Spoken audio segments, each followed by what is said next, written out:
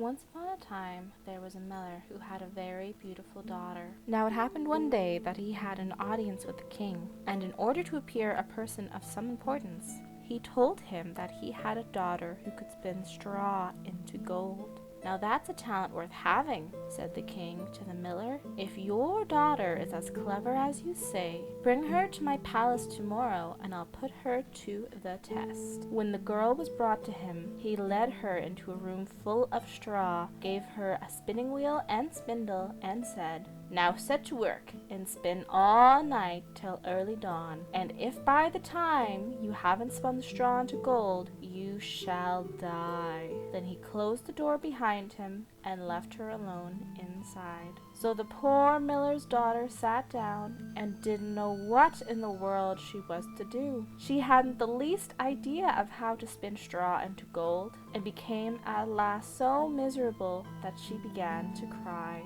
Suddenly, a small door in the corner opened, and in stepped a tiny little man, who said, "Good evening, Miss Miller Maid. Why are you crying so bitterly?" "Oh," answered the girl, "I have to spin straw into gold, and I haven't a notion how it's done."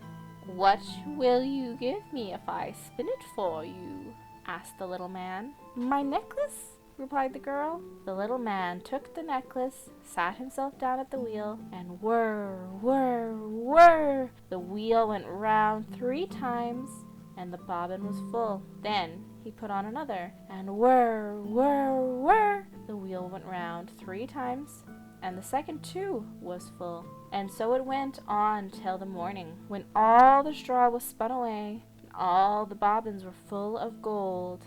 As soon as the sun rose, the king came, and when he perceived the gold, he was astonished and delighted. But his heart only wanted more than ever the precious metal. He had the miller's daughter put into another room full of straw, much bigger than the first, and bade her, if she valued her life, spin it all into gold before the following morning. The girl didn't know what to do and began to cry. Then the little door opened as before, and the tiny man appeared and said, "What will you give me if I spin the straw into gold for you?" "The ring from my finger," answered the girl. The little man took the ring, and whir, whir, whir, round went the spinning wheel again. And when morning broke, the little man had spun all the straw into glittering gold. The king was pleased beyond measure, but his greed for the gold was still not satisfied, and he had the miller's daughter brought into yet a bigger room full of straw. And he said, "You must spin all this away in the night, but if you succeed this time, you shall become my wife and be queen." "She's only a miller's daughter, it's true," he thought, "but I couldn't find a richer wife if I were to search the whole world over." When the girl was alone, the little man appeared for the 3rd time and said, "What will you give me if I spin the straw for you once again?" "I've nothing more to give," answered the girl. "Then promise me, when you are queen, to give me your firstborn child." "Who knows what will happen before that?" thought the miller's daughter. And besides, she saw no other way out of it. So she promised the little man what he had asked, and he set to work once more and spun the straw into gold.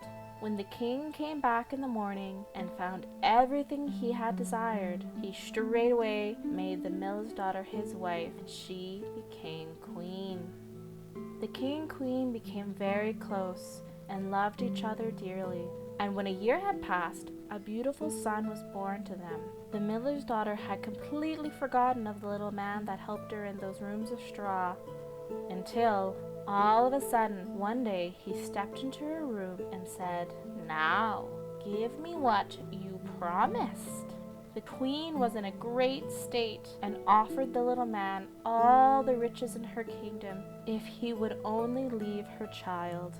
But the little man said, "No, a living creature is dearer to me than all the treasures in the world."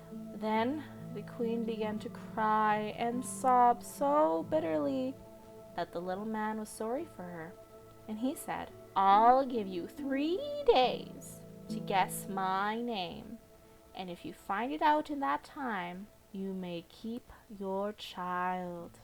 Then the queen pondered the whole night over all the names she had ever heard, and sent messengers to search the land and pick up far and near any names they could find. When the little man arrived on the following day, she began with Casper, Melchior, Belazar, and all the other names she knew in a string. But at each one, the little man called out, "That's not my name." The next day, she sent to inquire the names of all the people in the neighborhood, and had a long list of the most uncommon and extraordinary for the little man when he made his appearance. "Is your name perhaps Sheepshanks, Crookshanks, Spindleshanks?"